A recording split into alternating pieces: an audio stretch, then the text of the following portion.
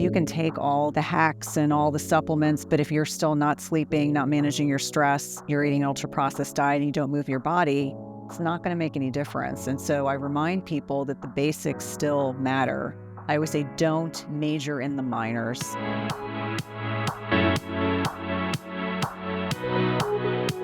Hello and welcome to the Live Long podcast. I'm Peter Bowes.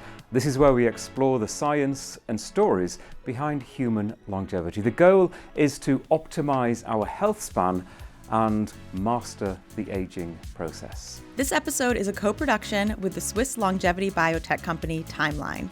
We're in Las Vegas at A4M, the annual Longevity Fest meeting of the American Academy of Anti-Aging Medicine. Cynthia Thurlow is a nurse practitioner, nutrition expert, and a leading advocate for those health issues and lifestyle solutions that affect women. With 2 decades of clinical experience, she combines conventional medicine with functional nutrition and focuses on addressing issues like weight gain, lack of energy, and food cravings. She is the author of Intermittent Fasting Transformation, the 45-day program for women to lose stubborn weight, improve hormonal health, and slow aging. Cynthia, it's great to see you. Thanks so much for having me. And I say that you practice functional medicine, but it is a combination, isn't it, of functional nutrition and kind of conventional medicine that most people will understand. How do you combine the two? Well, I think that, like I would explain to any patient, it's really taking the best of both worlds. Like, there is clearly a place for conventional allopathic medicine, but when I think about things from a functional perspective, we're really looking at a root cause approach, and it all starts with nutrition. And this is something that, I did not learn as a nurse or a nurse practitioner, but through many, many years of working predominantly in cardiology and seeing lifestyle-mediated diseases, it became evident to me that we needed to look at things a bit differently if we wanted to get on top of what is evolving as a metabolic health crisis here in the United States. Exactly. It's interesting you say everything starts with nutrition, because there are well-recognized pillars of longevity and good health. Of course, nutrition is one, but exercise, sleep, social connections, I think, is increasingly understood as very important. But you put nutrition at the top, or at least at the start? I think I would probably say, if I were to pick one of all of those, I would say sleep really begets every other foundational pillar. I don't think it's sexy. I think for a lot of individuals, they think sleep is, I'll sleep when I'm dead, I'll sleep when I retire. And when I'm able to help patients understand that sleep is really at the root of every health-related condition that we're looking at, I would say sleep and nutrition kind of go hand in hand. Yeah, I think I would agree with you. You have a bad night's sleep, you have a bad day. Yes. And you don't eat well, you tend to eat more sugar because you need some energy, and you're less inclined to exercise. So everything revolves around getting a good night's sleep. Absolutely. Let me talk about your own personal background, because I think a lot of your thinking in this area is based on your own personal experiences and your own ill health at times. Just tell us a little bit about that journey and how it's brought you to this point in your career. Yeah, I think for me, I was always healthy in my 20s and 30s. And then, like most women, you get into your 40s and you suddenly become a little weight loss resistant. Your sleep is terrible. You just don't have the energy that you used to have. And so I come from the place of, if I was not aware of what to expect in perimenopause, the 10 years preceding menopause, how can I expect my patients to? But I think the story that you're probably alluding to is 5 years ago, I spent 13 days in the hospital with a ruptured appendix. Had I not been as healthy as I had been, I might not be sitting here having a conversation with you. And so, from my perspective, it's incredibly humbling to spend time in the hospital. It's also incredibly humbling when you have as much knowledge as I had by that point. And so from that point forward, I really dedicated myself to ensuring that I could spread as much good information, positive, empowering information for women that are navigating perimenopause and menopause, because, 5 years ago, there just wasn't enough information. And I think a lot of women suffer needlessly. Interesting point you make about being in a relatively, or generally a good, healthy state when something happens to you. And something can happen to all of us at any time. We can be hit by something that, even if we have lived the best life, it's still going to hit us. And of course, I think we all learned this the hard way during COVID and during the pandemic, that those of us that were reasonably well and healthy and didn't have those underlying conditions were better able and to cope. And that's really part of the message, isn't it? Because something in the future is going to come and affect all of us. Now, hopefully there won't be another pandemic, but in terms of personal health, the better state we can be in now, the better state we are in to fight whatever comes our way. Absolutely. And I think for a lot of people, it's not until they have an illness or they have an accident that they realize that really, going through those experiences, getting through them just really further validates taking good care of yourself. It's not an excuse to not continue taking good care of yourself. It's with the understanding that had I been the average 47-year-old, I might not have gotten out of the hospital and I would have had more subsequent complications. But I think the point I'm trying to make is that you can be healthy and still have a healthcare hiccup. But, the ability to navigate away from there saying, I don't want to go through that again. So what am I going to do differently moving forward?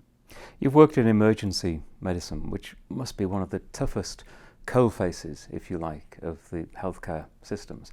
How has that influenced your thinking? Well, I think it validated that at that time in my life, I was a total adrenaline junkie. I loved the excitement. I loved the variety. I liked the unpredictability. And at that stage of my life, I didn't have responsibilities to children or a husband. And so for me, it was a kind of a natural navigation away from that into cardiology, which is also adrenaline fueled, lots of instability with patients.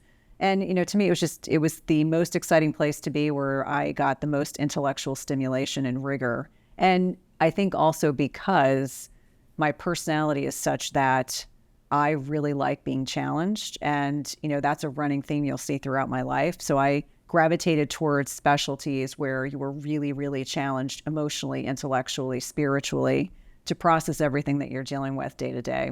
Did it teach you anything about people and how they live their lives? Absolutely. Well, and I think, when I started in medicine, it was 1997, and medicine was practiced differently then. Certainly the metabolic health crisis wasn't nearly as pronounced as it is now. And so what did it teach me about people? I think irrespective of social class, of race, gender, I think all people fundamentally have a desire to be cared for. I think all people fundamentally want to get better. I think all people fundamentally deserve to have those things.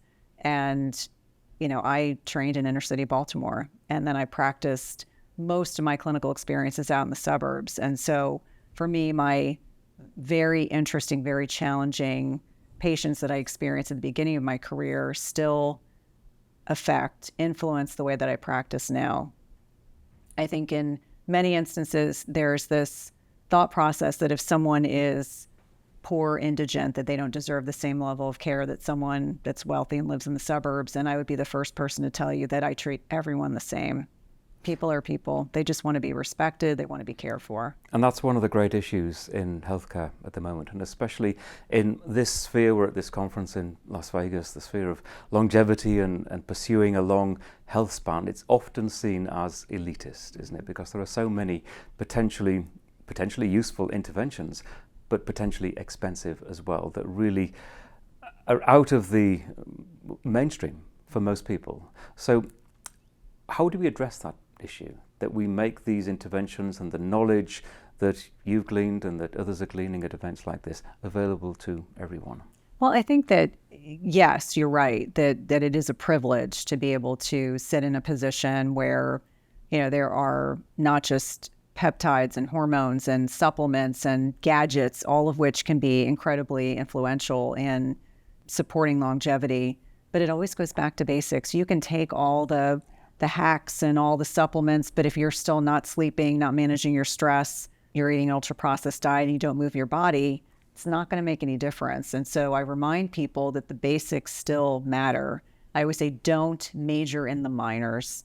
A lot of people get caught up in the bright, flashy, the newest, hottest gadget that's out there. And I'm like, listen, yes, having an Oura Ring is fun, but it does not replace the sleep. It does not replace the nutrition. It does not replace the proper stress management. It doesn't replace the connection to loved ones or your spiritual practice. And irrespective of where you are in time and space, I think everyone has the ability to work on some of those things. Now, I would argue there are food deserts, there are inner cities where people don't have access to fresh fruits and vegetables. they might only have the option of ultra-processed foods. And I hope that, with the advent of a new administration, maybe things will shift in the right direction. That's my hope.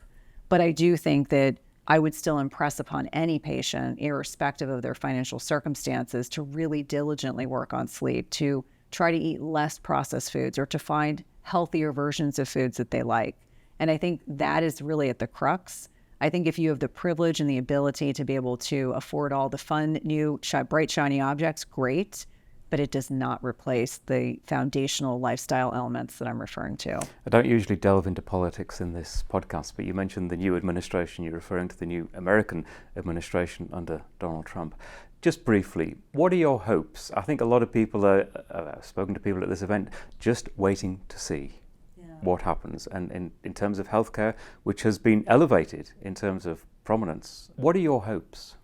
Well, it's interesting. There was a Hopkins physician where I trained, Dr. Marty Makary, who's written some very influential books. He's a physician, scientist. He is the potential new FDA administrator. And to me, I'm just hopeful that someone thinking outside the box might actually bring about things like, including women in more trials. And, as an example, testosterone is not FDA approved for the use in women, although we know it's a very important hormone for women. It's just approved for men. So when I start thinking about how maybe one appointee may have a profound net impact on all of us, it makes me excited. And this isn't a political statement. I'm just saying, I'm trying to find the reframe for a lot of crazy things that have happened in the last, 4 to 6 months. And so my hope is, number one, maybe there'll be some influence on special interest, big ag, processed food industry being held accountable. Like, as an example, you probably know this, that in the EU and the UK, there are Kellogg's products and other types of processed foods that have different ingredients than they have here in the United States, because we are not nearly as stringent as other countries are. And so I start to think about the possibility that maybe there'll be some more equality on removing the crap from the food, or at least eliminating most of the most toxic ingredients. And then if with a new FDA commissioner, hoping that there'll be more inclusion of women into clinical trials, which is badly needed.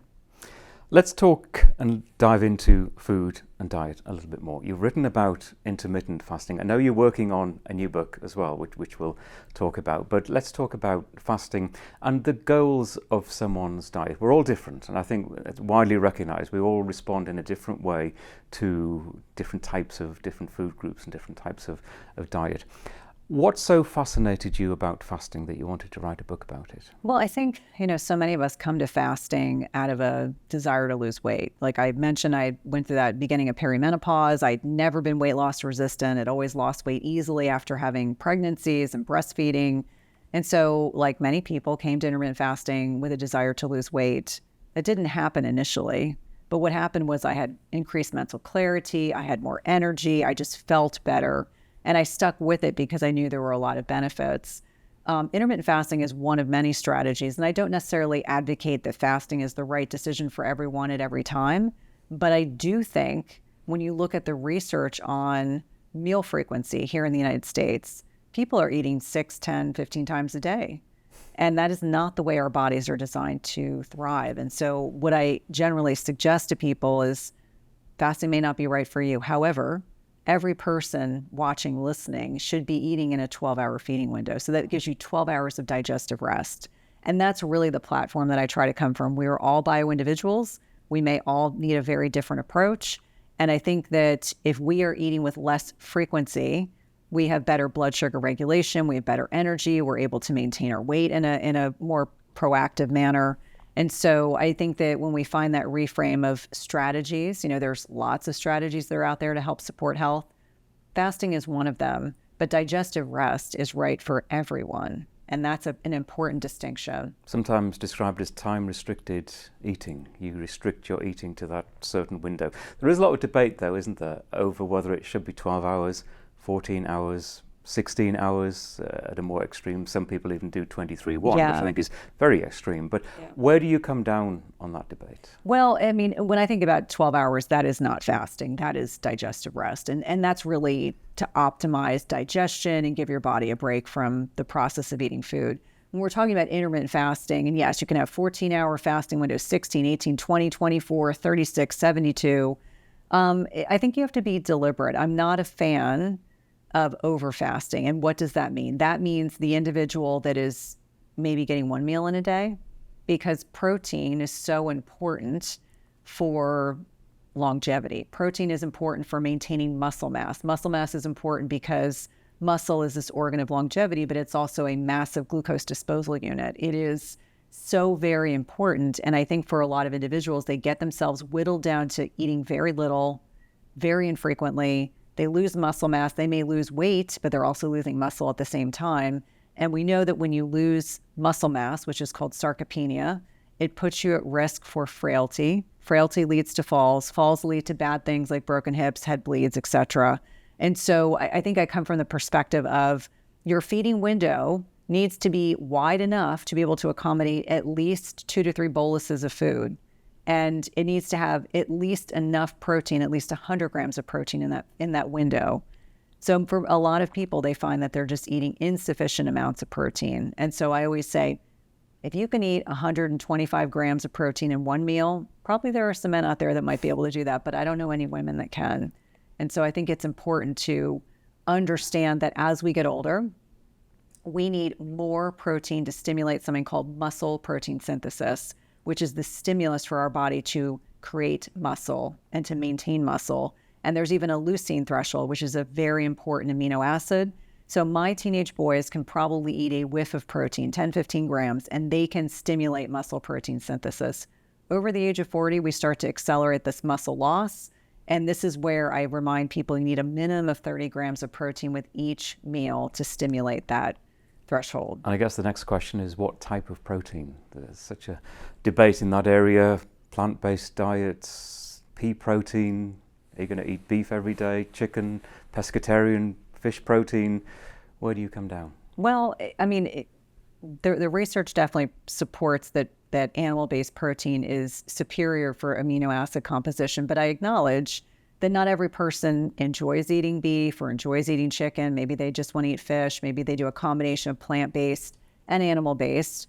I think that my concerns around plant-based are twofold. Number one, processed plant-based like pea protein, I'm not a huge fan of. There's typically, if you look at the research, the degree of contaminants in pea-based protein can be problematic. You want to eat peas, you want to eat legumes, you want to eat beans. I don't have a problem with that. But my caveat is, if we know here in the United States, more than 92 to 93% of us are not metabolically healthy, carbohydrates can be problematic because we have this loss of this very important hormone, insulin.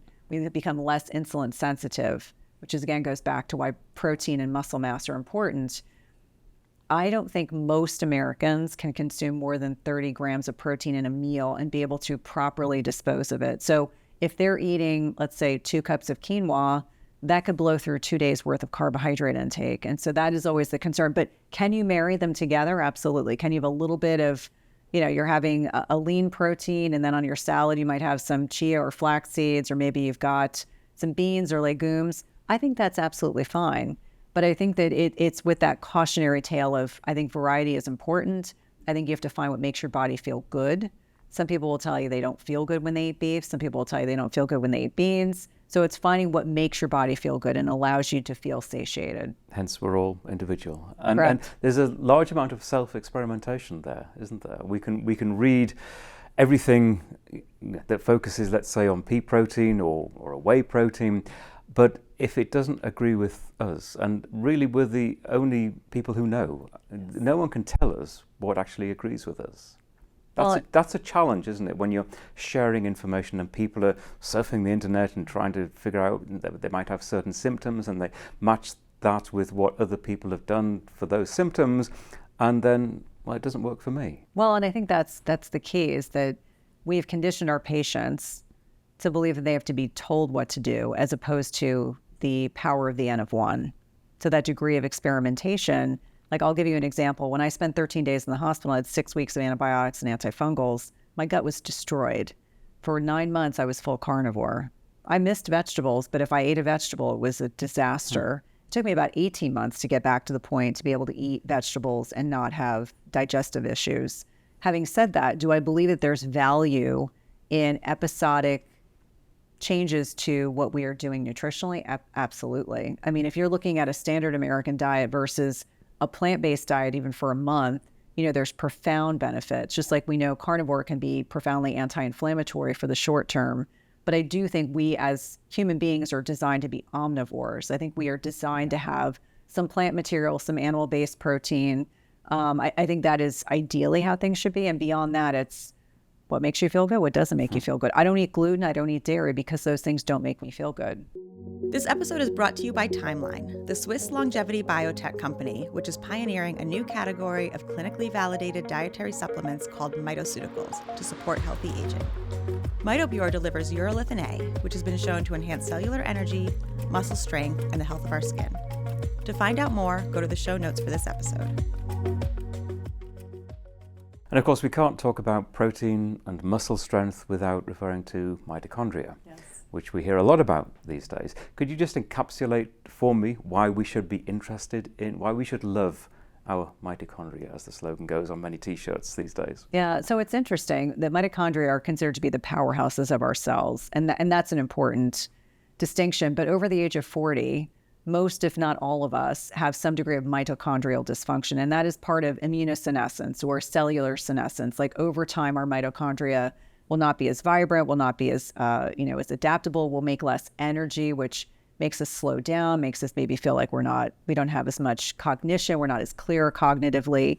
And so this is where strategies like anything that is going to upregulate autophagy, which is this waste and recycling process in the body, like time-restricted eating, intermittent fasting, strength training, high-intensity interval training, cold exposure, heat exposure, all these things can upregulate getting rid of the disease-disordered mitochondria that could have the potential to go on and create disease.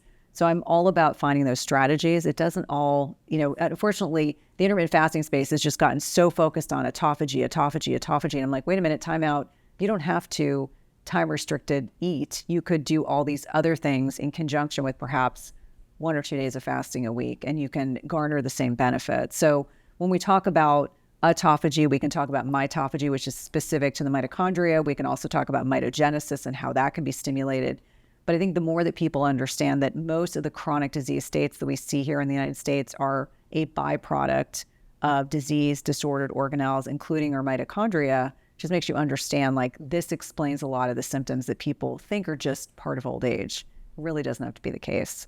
Are enough doctors, and I suspect the answer is no, but are doctors and health practitioners explaining what you've just said? No, most are not. I think if they have functional integrative training, probably, but I think we are so siloed in medicine that when I worked in cardiology, if a patient came in and reported, as an example, reported a GI symptom or a urologic problem, my doctors would say to me, oh, that's not yours to deal with. You have to refer them back to this person, you refer them back to that person. So we get very myopic and we just try to stay in our lane. And so I think that ultimately comes at the detriment of the patient. The other piece of modern day medicine that's challenging for providers, they don't get a lot of time with patients. They get 5 or 10 minutes.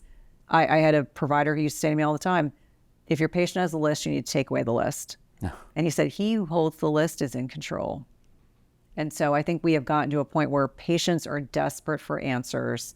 They want providers that care. It's not that providers don't care. They are they are a wheel in a cog of a system that is destructive and is outdated and is no longer working. And so I think for many, many people, they're starting to look outside that traditional allopathic model because they're looking for more answers. Interesting. I know some patients in some practices are told the number of questions they're allowed to ask during the 10-minute consultation. Probably one. Well, I heard it was, I'm sure everyone's different, but I heard 3. Oh, 3. I mean, I guess a lot of my patients, when they ask a question, it's like 1 plus subcategory A, B, exactly. C, D, and E. Yeah. But it also speaks to the fact I don't think any provider wants to function like that. No. You go into medicine not to make money. You go into medicine because you have a love for taking care of patients. It's a service industry. It really is a calling. And I think for any of us that have worked in medicine, have had the honor of working in medicine, we want to do what's best for the patient. We truly do. I think a lot of people are trapped in a system that doesn't allow them to function the way that they want to. I mentioned you're working on a new book at the moment. What are you thinking about? Yeah, so the book right now is really, so menopause is having a moment.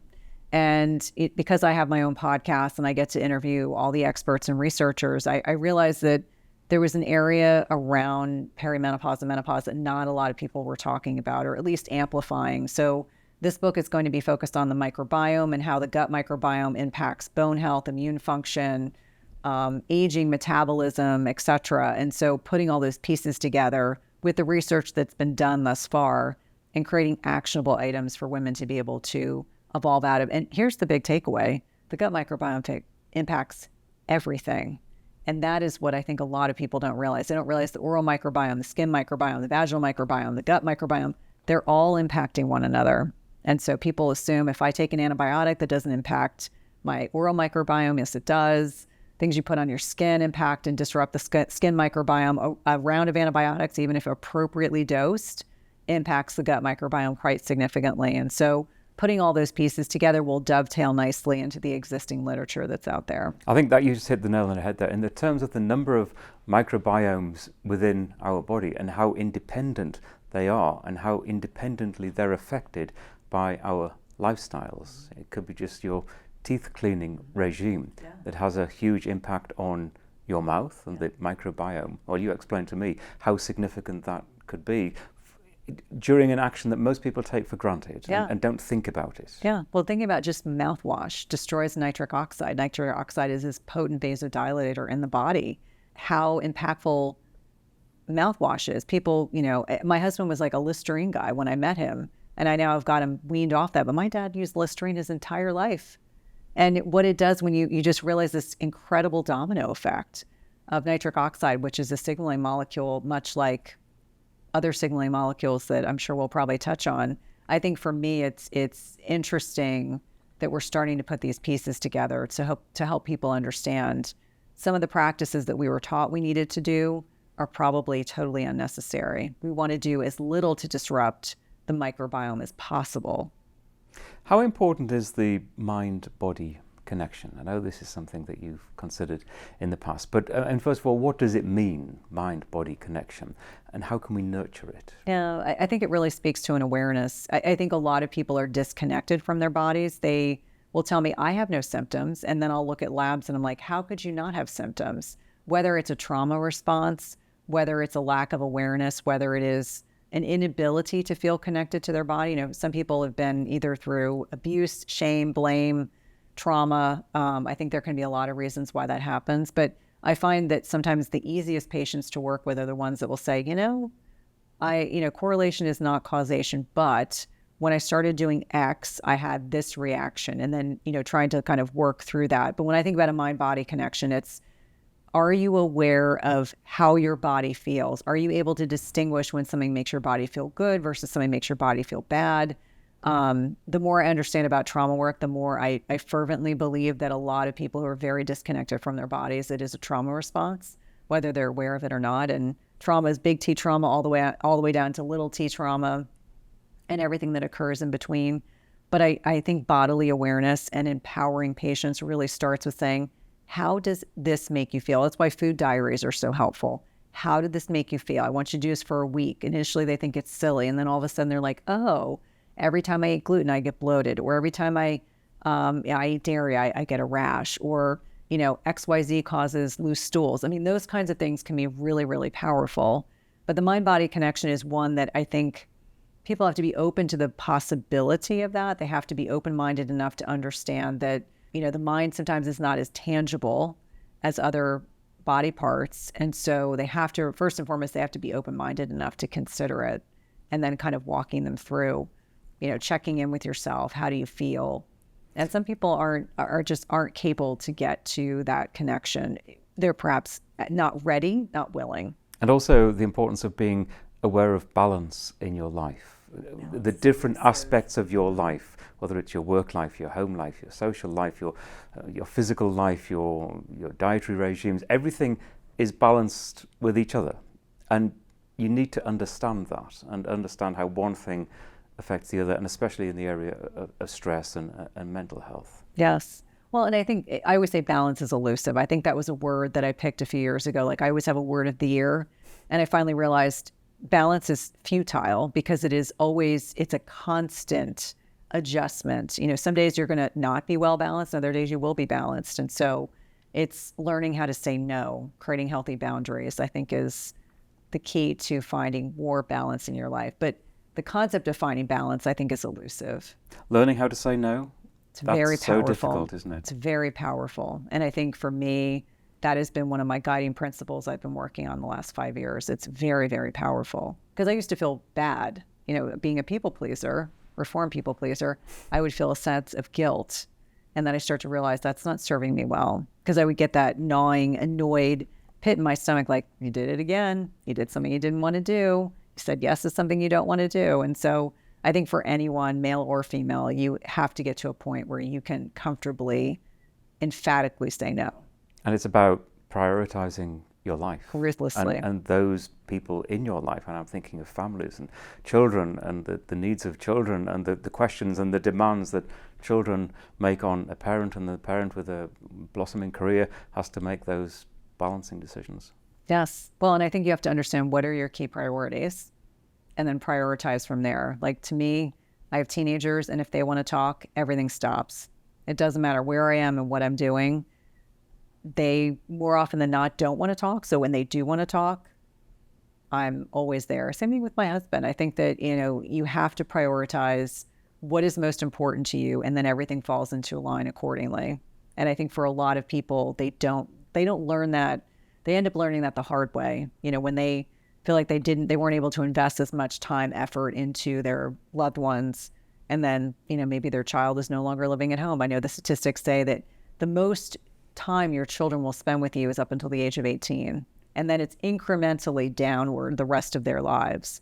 And so I tell people that have younger children, I'm like, you will never regret that time you've invested in that. And that is at the heart of many people's aspirations for their own longevity, why they want to live long and stay healthy, pursue a long health span. It almost always comes down to the children and the grandchildren in their lives. And I find this with so many people that I talk to.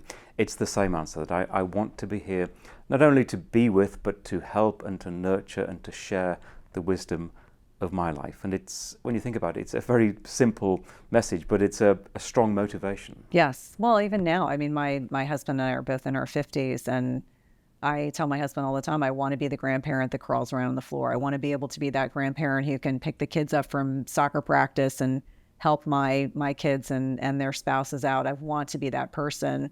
And so, on many, many levels, wanting to be physically active and capable throughout my lifetime is a large prevailing. I call it the old lady. We're trying to avoid the old lady syndrome. So I want to be able to get on and off the floor. I want to be able to lift heavy things. I want to be able to, not have to take medications that are lifestyle mediated. And by that, I don't mean hormones. But I think for a lot of people, it's like having a powerful motivator for many people can make a huge difference. What is your why? Exactly, yeah. So we're both at this event in Las Vegas, this annual event, anti-aging medicine. I personally don't particularly like the phrase anti-aging. Yeah, I don't like it either. Pro-aging. I like to look forward and be positive. But as you look forward, what excites you about the kinds of things that you and I are privileged to see here and to learn about? From longevity medicine, the new innovations, whether it be medicine, gadgets, artificial intelligence, there's so much going on at the moment. Yeah, I mean, I feel like there's so much that it's like you're a kid in a candy store. There's so much that's prevailing. I think peptides are really interesting. I mean, obviously that's not a new concept, but I think in conjunction with hormone replacement therapy, I certainly think a lot of these devices, whether it's, something that tracks your sleep, something that tracks your HRV, something that tracks, that's always interesting. Personally, I like supplements that are very targeted and are multi-purposeful. So things like urolithin A, obviously as a signaling molecule, is exciting to me. And for me, the one thing that I have taught my patients is that there's only a couple things that I recommend that women take every day. And Mitopure is one of them. The other is creatine monohydrate, because they're so multifunctional, multi-purposeful. But I tend to be a little cautious with new gadgets and devices until I've tried them out and felt like it's worth it. I sit in a place of privilege that I get a lot of these things that are given to me. And every once in a while I'll have something I'm like, I really like X, Y, or Z. So I like my Oura Ring as an example, but that's not new. Don't we all? Yes. Yes. And now that is one thing that I will say I enjoy. But That's part of the data collection. That Yes, I'm you very actually become, quantitative focused, and yeah, so yes. So for me, I like to get up in the morning. What's my HRV? What's this? Did I get enough sleep? Did it track my nap I had on the plane? All those things. Right, yeah. But I think for a lot of people, data for me is comforting. For some people, data is not. Yeah. And so I think you have to know yourself to figure out. But I'm looking forward to walking around and getting to know some of the new vendors that are Just here. to be a little geeky about the Aura Ring, the stress calculations that it's making, and the graph that you can see across the day of your stress high points and your more relaxed points, for me, they're incredibly accurate. Yes. And reflect what you've been doing Yes. the previous 12 hours. Yeah. And that information is so useful. And that's the whole point, of course, isn't it? That if we absorb this information every day and see what triggers us, we can determine our lifestyle accordingly and perhaps hopefully stay more in that relaxed zone. I think a little bit of stress is good occasionally, but stay in the relaxed zone for maybe a little longer. Yeah. Well, and it's interesting to me because sometimes stress isn't all per se a bad thing. We're talking about hormesis, hormetic stress, beneficial stress. When I get on a podcast interview, I get excited. And so my stress goes up, but it's not bad stress. It's not, oh, I had a brutal workout or, something's going on that's stressful with a family member. It's different types of stress. So that differentiator, but I do agree with you when I watch that stress trend, trying to make sure that there is some elusive balance over the course of the day, that I have some restorative time. And restorative time is important. Unfortunately, I think we're a nation of people that like being busy. And I remind people, you need to be able to rest when your body needs it and not just be busy for the sake of being busy. Because that in and of itself is a whole separate conversation. That in and of itself can be a whole trauma response. Yeah, exactly. You mentioned urolithin A. Yes. Just a couple of minutes on what your own personal experience has been with the supplementation of urolithin A. Yeah, for me, it started off with more energy. And so I being doubtful, I was like, okay, I've taken it for 6 weeks. I definitely felt like I had more energy, particularly in the morning. I don't drink caffeine. So, and I'm actually a fast metabolizer of caffeine. I just don't love the taste of coffee. And I will occasionally suffer through drinking green tea and put a straw in it and some ice and chug it down.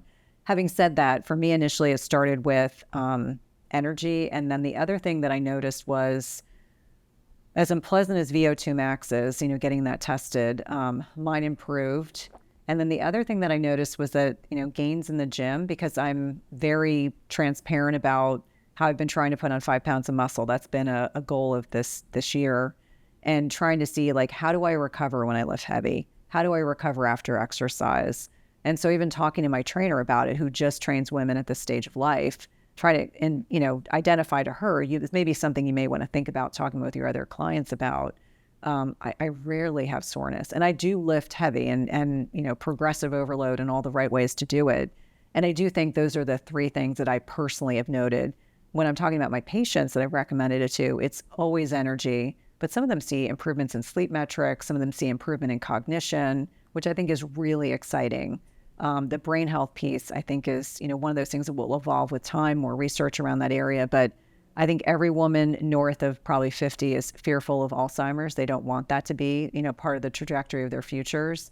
And so anything that's brain health mediated, where people feel an improvement in brain health and cognition, is exciting. Let's talk about your aspirations for the future. Clearly, you're focusing on your book at the moment, and you've explained some of your ideas there. But as you look ahead through the decades of your life to come, do you have specific goals? Do you have a vision of the future? Yeah, I think I would like to be at a point where when I reflect back on my career, I feel like, and I'm a very proud nurse and nurse practitioner, that I was able to serve as an example to my colleagues. Because one thing I've heard over and over again is people say, I want to be where you are. How do I get from where I am now in traditional allopathic medicine to where you are? So serve as an example to my colleagues and my peers, I think, number one, but leave a legacy where, I'm one of those founding experts that has been able to help change the trajectory, change the narrative about the aging process, because as you stated, it is a privilege to get older. I don't love the anti-aging concept. I do think it should be proactively aging. Beneficially aging. There's a way to find a reframe that doesn't, this anti-aging, what's the alternative? Something that I don't think any of us want to think about. But my big audacious goals are things like I have a very successful podcast. There aren't a lot of female-centric podcasts that are at the level of, Peter Attia, Huberman Lab, and I would love to be one of those. And we're heading in the right direction, in terms of downloads and impact. The other thing that I talk about is eventually getting to a point where I've created a scholarship at the university that I attended in honor of my grandmothers, who both were nurses.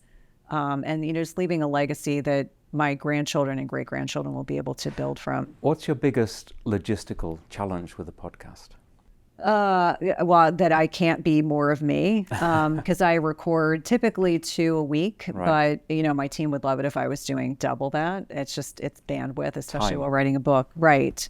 And, no one can be me. So if I'm the person that's driving the podcast and the podcast is, downloads are going up exponentially every year, it's the realization, if we want to scale, how do we go about doing that? So I would say podcast, next book will be even more successful than the first.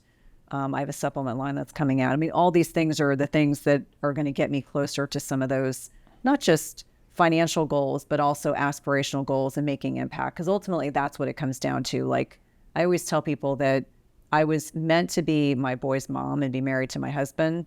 But the next thing that I was meant to do is the work that I'm doing now, like being a disruptor and not just going with the flow and not being, I hate to use this term, sheep. Because if I had stayed in sheep mode, I would have still been in clinical cardiology. And I respect my colleagues. It just wasn't the right path for me. But being able to be on a platform where I can reach more people and have more influence is what I was meant to be doing. And just in closing, we've looked to the future. If you were in a position to give some advice to your younger self, or perhaps you're advising young women starting out on their lifetime health journey, what would that, in a nutshell, what would that advice be? Well, I think the first thing, and I actually talked about this on the panel today, was number one, I don't think any of us knew the impact of oral contraceptives on our health. Number one is a gut microbiome disruptor, an endocrine disruptor, impacting negatively bone and muscle health from our teens into our early 30s. So number one, I would say, consider a short-term solution and find something else to work on that has less detriment on your health. I think the other thing is, not fearing the aging process. I think that my generation is perhaps turning that process around, but I know my mother's generation, they never wanted to talk about their age. They still have tremendous age shame. My mother told me she was 30 until I was probably 30 years old. And I was like, come on, this isn't even funny anymore. There's no way you could be 30 if I'm 30. Having said that, I think that destigmatizing the aging process, helping women understand that aging is a privilege, that aging is something that so many people don't have the ability to do. And, if you get focused on the aesthetics, you're going to miss out on tremendous opportunities of growth. And, I think sometimes the anti-aging movement gets too preoccupied on the aesthetics piece instead of thinking about what's going on internally. And so that would be the other hope that would be alongside that. If I were talking to myself, I would say worry less about silly things and worry more about substantive things. That's a good way to end this. Cynthia, thoroughly enjoyed this conversation. Thank you so much. Thank you for having me. The Live Long podcast is a HealthSpan media production. I'm Peter Bowes. You can contact me through our website, livelongpodcast.com, where you'll also find show notes for this episode. This podcast is for informational, educational and entertainment purposes only. We do not offer medical advice. If you have health concerns of any kind, or you are considering adopting a new diet or exercise regime, you should first consult your doctor.